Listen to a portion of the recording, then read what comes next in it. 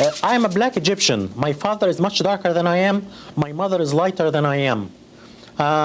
In Egypt, people are identified by the religion first, not the race. So in Egypt, if you are Christian, you are a minority person. But if you're black, you're not a minority person. You are a part of the mainstream society. And I came from this background. And in Egypt, you identify as Arab and as Muslim. And in this country, when I first came, I identified myself as Arab American and Muslim first. And gradually, I became to identify myself as black. I came to the US in 1978. And I became US citizen in 1985.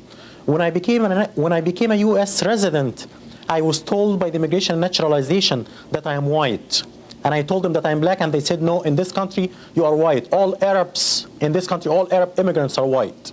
I didn't pay much attention in the beginning to this, because in the Arab world, we identify with our ethnicity first as Arabs, and then with the race second as black or white or whatever.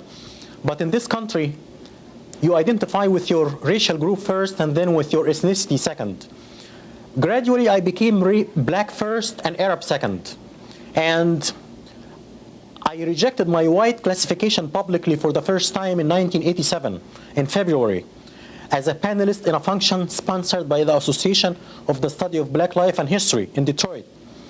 I said that I belong to two minority groups. I am Arab American and Black American, and I'm racially black and ethnically Egyptian. I was harassed by my employer right after that. I work for a white school district. The superintendent is white. All the associate superintendents are white, even though that we provide services to 30% black population. But the organization is white and the approach is very white. The attitude towards me changed completely after I went out publicly and rejected my white classification. One coworker came to me and told me, a white coworker came to me and told me right after the function that he met with the superintendent, and if I don't keep my mouth shut, my educational career is over. He said, you have nothing to do with these people. You have a history and a culture. These people came from the jungle. You have nothing to do with them. These people lie and steal. When I see one of them in my neighborhood, I call the police. And I was told by the director of general education, who is retired now, in '88, I was told by him that I get people angry when I say that I'm black Egyptian. If I just say that I'm Egyptian, I would get along. I have to add that I was denied promotion twice because I chose black classification.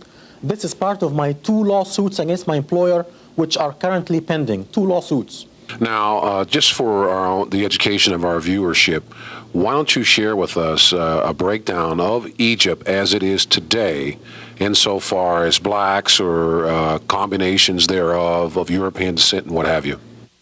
We don't have Egyptians of European descent in Egypt. We have a population which is basically which is basically a mixture of ancient Egyptian blacks who intermarried with Arabs right after the Arab conquest.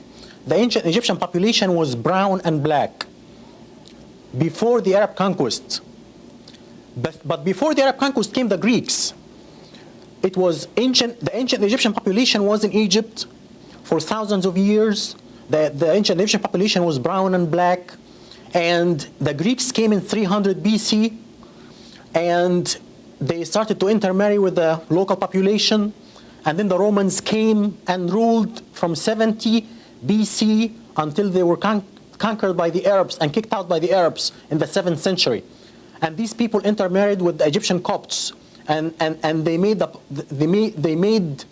pigmentation of the Egyptians, the Copts, much lighter because of this intermarriage with Europeans. Now, you're an educator, okay. Now, how do you deal with situations when you practice your profession insofar as dealing with the mythology or the misconceptions about Egypt being a white civilization?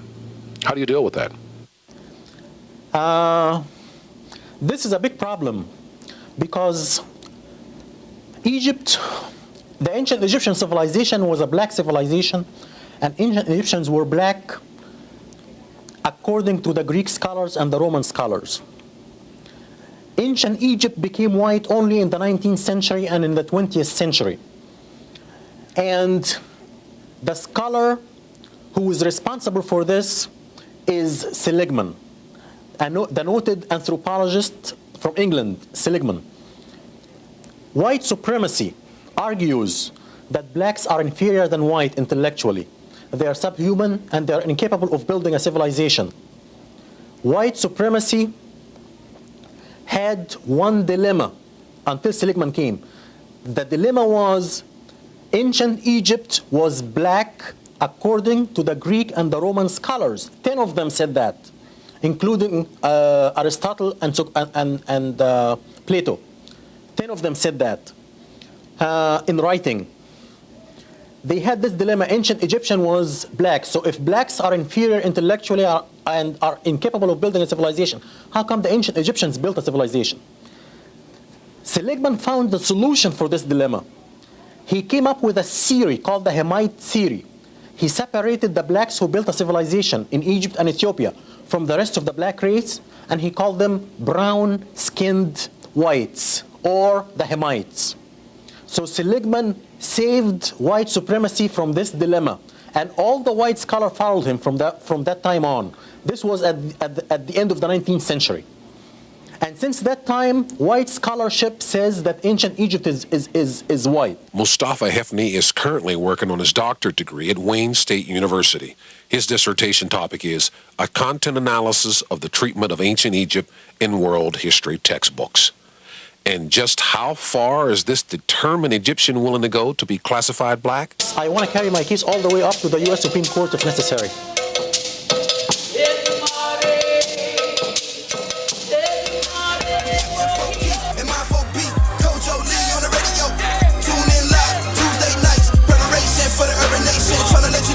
A little motivation at T-Fo. We tryna get you over that grid. On your own shit. Power to the people.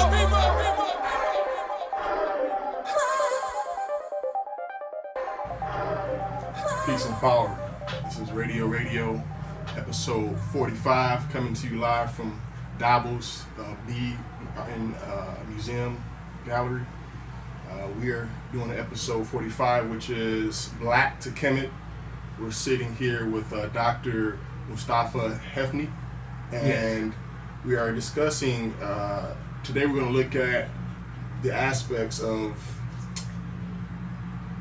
titles and giving us brands and the categories that we live in and how important what we call ourselves is. The reason why we have this guest here today is he is a professor, or once was a professor in Egypt, and we're going to go into his story and explain what is going on and as history is being written today, what the agenda is for our ancestors and what is happening currently, and how important it is, again, to survivability and sustainability, so that our youth will know the truth and who we really are. So we're missing our good brother Mindful B. He's out doing some work elsewhere today. So today we have Kojo Lee, Info Key, and we're gonna again go into this episode 45, Black to Kemet. Here's a little short background on Dr. Henfy. He's a naturalized American citizen who is indigenous Egyptian Nubian, who has been subjected to forced assimilation and destruction of his culture, and has been deprived of its integrity, cultural values, and ethnic identity as a distinct person of the region of Nubia. For the past 28 years, he has suffered from the orchestrated process of the Western supremacist movement to erase the history and existence of the Nubian people in an effort to steal the credit and achievements of Nubia's ancient civilizations. Currently in the United States, any Negroid person who is an indigenous to North Africa is classified white, which I don't know a lot of people understand this. So we're going to dig into this today, and we're honored to have Dr. Henfy come here and be here in Detroit, that we can actually bring him and present the information to you. So without further ado, we'd like Professor, before we go into that, let's as typical, have Info Keith kind of give us an introduction of how this meeting of the minds came about. It's actually funny because it's somebody who I'm friends with on Facebook. They just inboxed me and said, have you heard of Mostafa Henfy? And I was like, the name doesn't sound familiar. And then when she more so elaborated on the story, I was like, oh yeah, I saw the interview that he did on the talk show or TV show, and so I was like, I'd love to meet him. And she was saying that he wanted to talk to Minister Louis Farrakhan, and it just so happened that like maybe 2 days after we had a private meeting with all of the artists, activists, and that community in Detroit with the Most Honorable Minister Louis Farrakhan. And so we tried to meet him while we were there, but it was a lot of security, so we didn't get a chance to. But it just so happened the timing was like crazy. So we're actually trying to get Dr. Henfy on the agenda for the 10/10/2015 Justice or Else March. But it was just crazy how things lined up. I mean, he was already here. We have a radio show, and then we're already plugged in with the Nation of Islam. So that's our next step, is to get Dr. Henfy on the agenda for the 10/10/2015 Justice or Else. Appreciate that. So, Dr. Henfy, can you give us a little more, elaborate more on the short bio we shared, so that the fans and the audience can know? The bio is perfect, but there is one thing that I need to correct. I was not a professor in Egypt. I was a school teacher here in the US for 13 years. I have a PhD in education from Wayne State University in Detroit, and I was a bilingual resource teacher with Wayne County Regional Education Service Agency in Wayne, Michigan for 13 years. Okay. For 13 years. Wow. Okay. So, with you being a teacher here in America, but also having your foundation in Northern Africa, what can you share with us from the perspective of African coming to America, and particularly in Detroit, that you see we could benefit from? This is an excellent question. I was born and raised in Cairo, Egypt, during the era of President Nasser. He is the pioneer of Arab nationalism. Everything around me was pushing me to be an Arab. Everything around me. My father told me that I'm an Arab, not a black man. My relatives told me that I'm an Arab. The news media, the school, the books, the newspapers, everybody told me that I'm an Arab. The Nubian identity was crushed. The Nubian identity was crushed, and Nubians were not allowed to speak the Nubian language in their schools.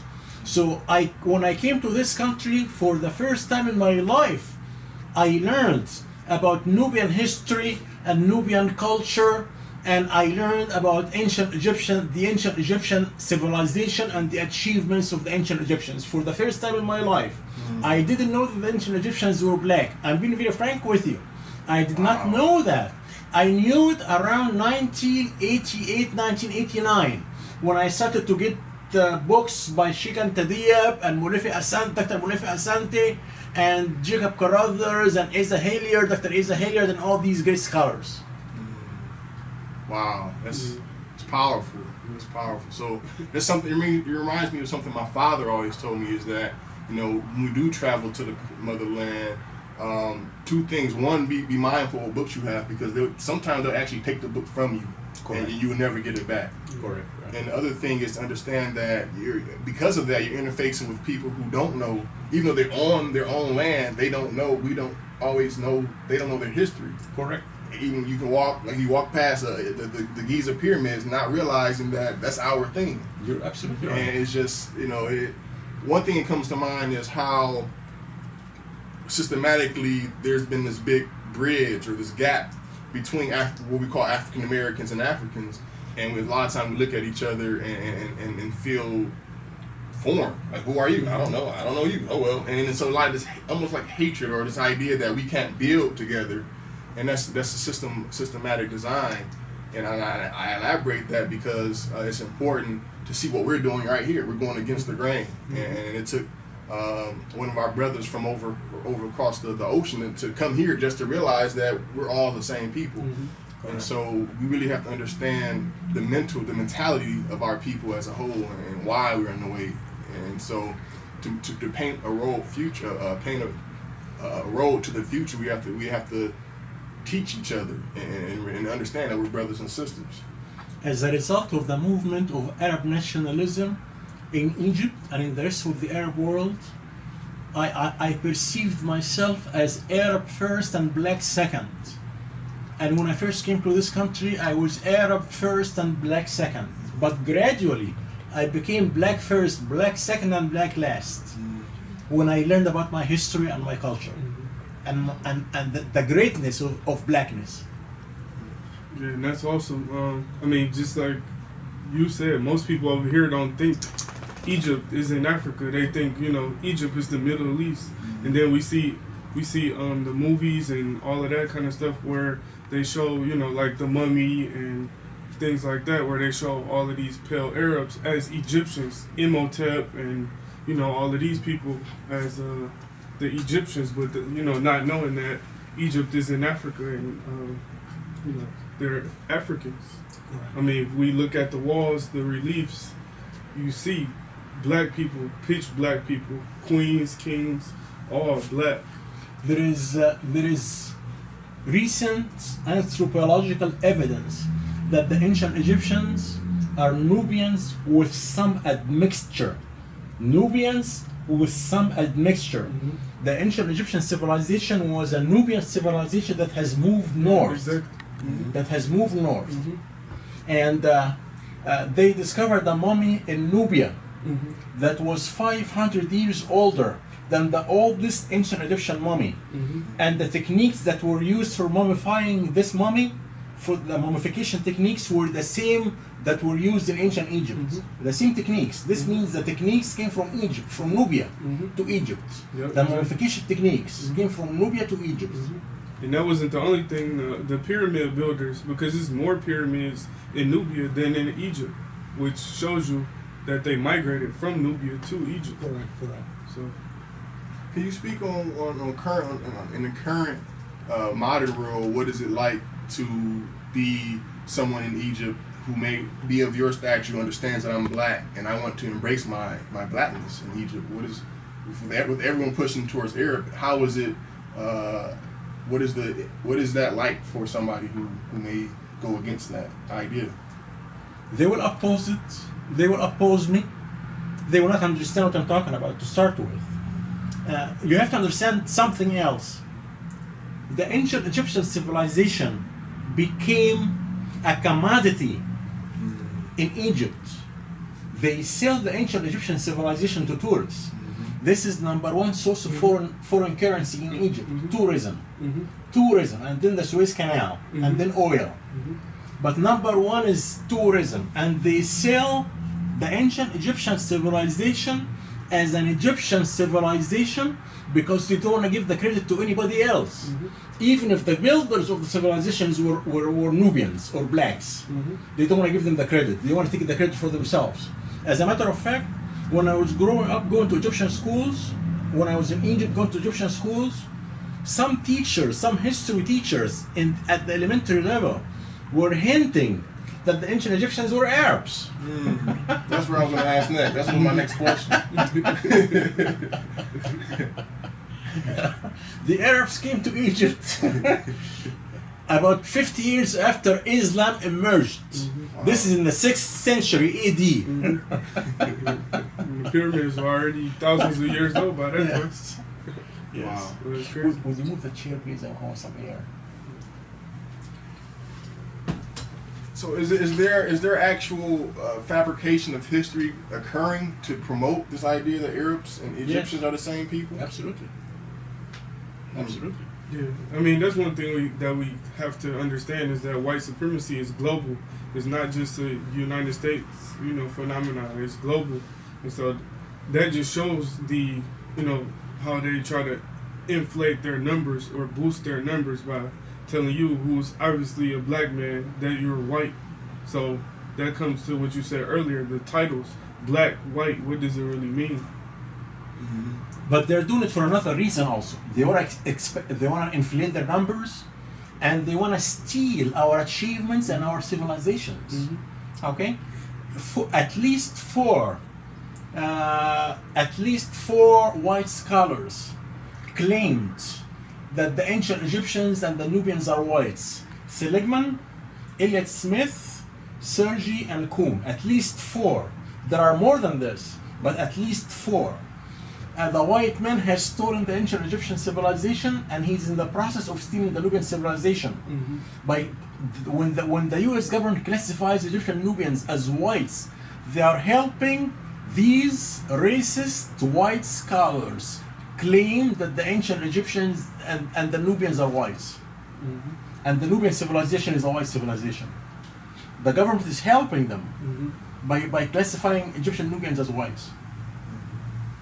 Yeah, and it's deep too, because we have one of our master teachers, Sir Rasul Seti.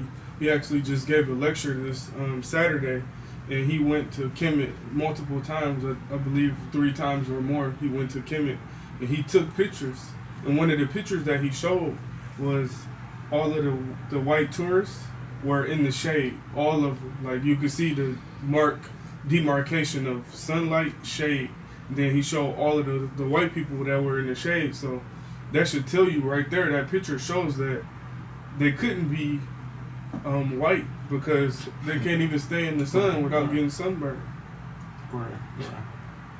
It just, to me, it baffles my mind just hearing this, because number one, I guess my whole life I was taught the true history from my father. And also just, again, what you're saying, like looking at science and just saying, well, how does science validate any of this? And it just doesn't. I want to clarify something. Ancient Egypt and Nubia were considered black by the ancient Greek and Roman scholars. Correct. They were considered white only after the slave trade and the emergence of the ideology of white supremacy and black inferiority in the last quarter of the 17th century. Only then history had to be rewritten, and these great black civilizations had to be made white, so that there will be no contradiction when the white slave owners and the white people would say that black people are intellectually inferior and incapable of producing anything significant, incapable of producing civilizations. They want to be consistent with that. So they had to whiten ancient Egypt and Nubia and Ethiopia. By the way, Ethiopia was whitened also. Ethiopia, ancient Egypt, and Nubia, the 3 of them. And the reason for that is they have developed advanced civilizations. So they had to be whitened. Well, this goes right along the motif that the Christian church had to come to Africa to teach us about God, because we were prying, we were just in the bush, we didn't know anything. But yet, history shows we had countless names for God. Like this word, what we call God now, to me, doesn't do justice from the perspective of how we had systems to represent God. It wasn't just this all-seeing force. It was this aspect of God. It was this aspect of God, and we gave them each names. And to me, just that he sometimes using the word God, it doesn't do justice in my mind. And again, but the reason why I say this is because they had to get rid of anything that could raise a thought in your mind and say, well, why do we need missions in Africa if they already had civilizations before the mission? So it also comes to mind that if we're not careful as a people and we don't get more serious in some of this stuff, in the next 100 years, they'll be saying Martin Luther King Jr. was a white guy. He was mad at the racist white people, and he went out on a limb, and then he fought for black people. And so it just goes to show how easy the truth can be bended if you're not aware, you don't know, and you don't have people around to teach. You have to fight. You have to fight. You have Absolutely. to fight. Absolutely. That's a struggle.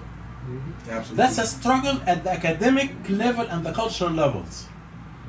The academic and the cultural levels. In academia, black scholars have been fighting for the last 40 or 45 years to prove that the ancient Egyptians and Nubians are black people. Have been fighting. That's like me trying to prove that I'm me. That's how silly it is. I'm me. I know I'm me. But this is the world we live in today.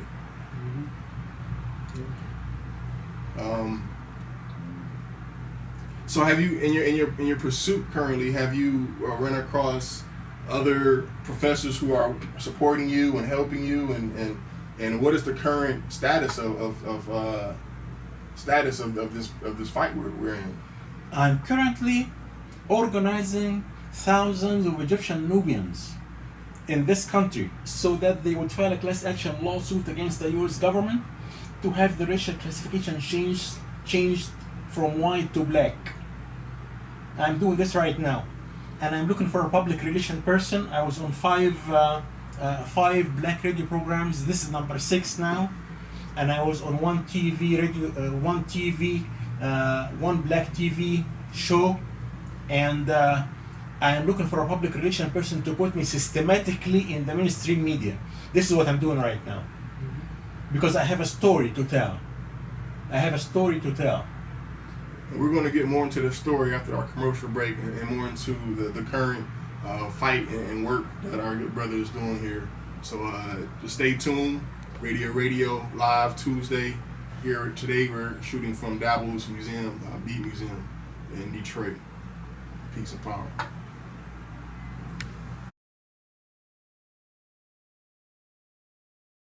Hello, ladies and gentlemen. My name is Dr. Mostafa Henfy.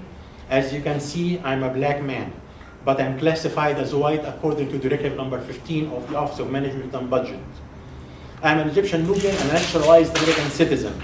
I was a bilingual resource teacher with the Wayne County Regional Education Service Agency in Wayne, Michigan, until I indicated that I am black on the employment records of this agency.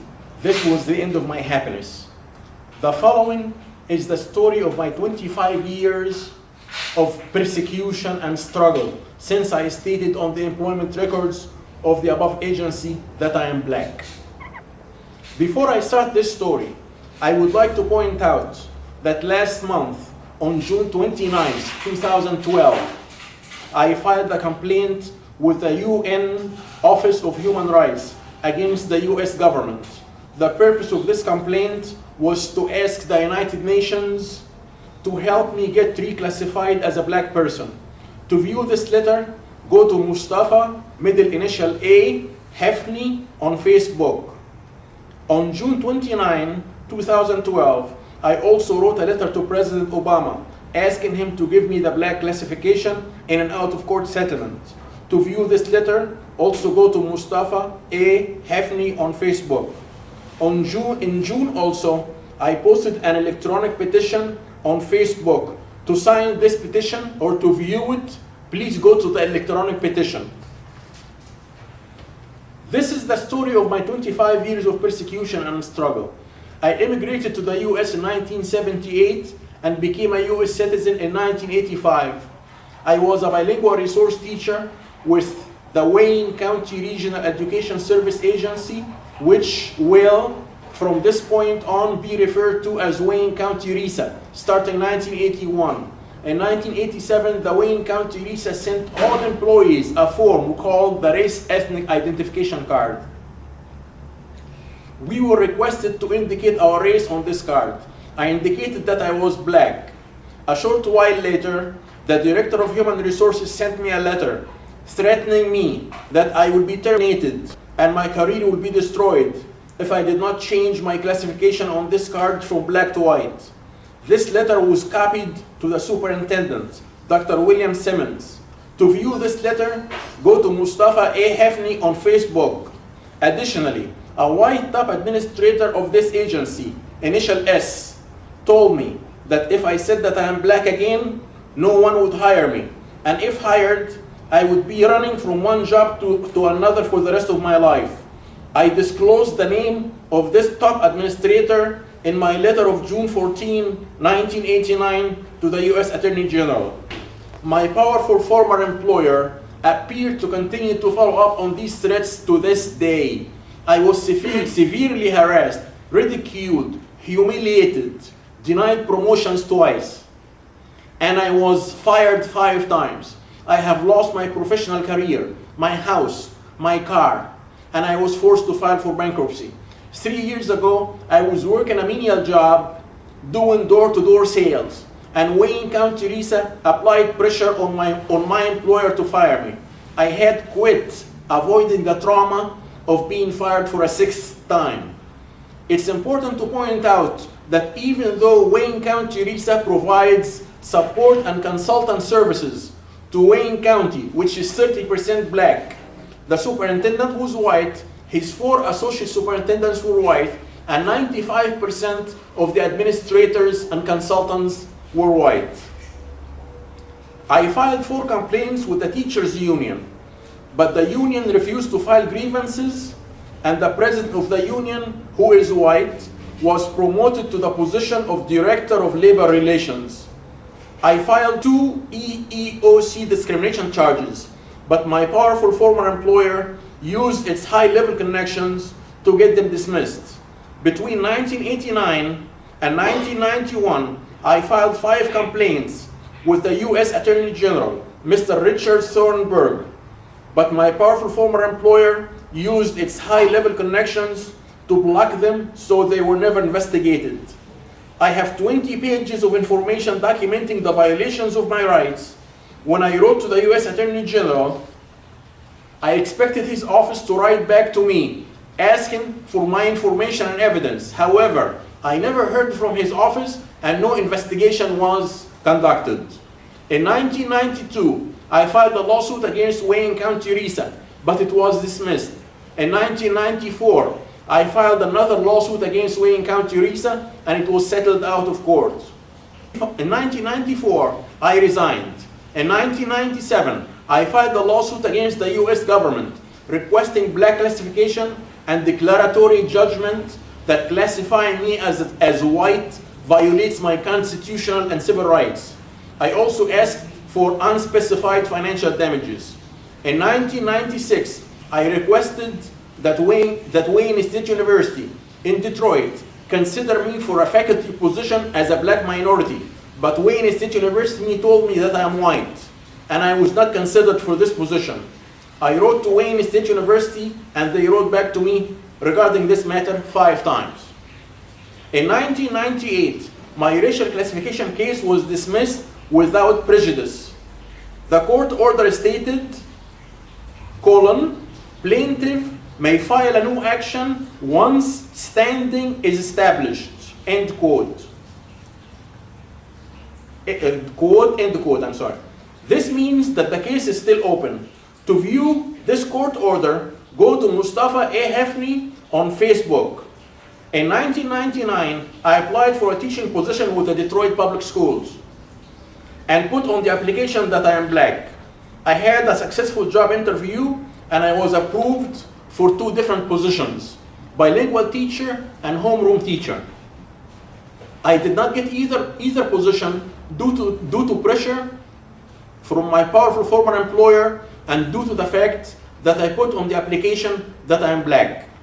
Between 2003 and 2004, I sent the US government's attorney for my classification case, Ms. Jennifer Kaplan, 7 letters proposing an out-of-court settlement in which I get no money or anything else except for the black classification. I also stated in these 7 letters that I had compromised on everything, but I could not compromise on the black classification since it was a matter of principle to me. I never heard back from Attorney Kaplan in response to any of my 7 letters. Between 2005 and 2009, I sent 5 letters to my congressman, Mr. John Conyers. In these letters, I asked him to do 2 things: to speak to the President of the United States about an out-of-court settlement in which I would receive the black classification only, and to introduce a bill in Congress to include the Nubians in the definition of black person found in Directive No. 15 of the Office of Management and Budget. Congressman Conyers refused to help me. In 2010 and 2011, the Reverend Dr. Jerry Massey, who headed a coalition of 30 churches that support me, sent Congressman Conyers 2 letters asking him to do the same 2 things I asked him to do, but Congressman Conyers did nothing.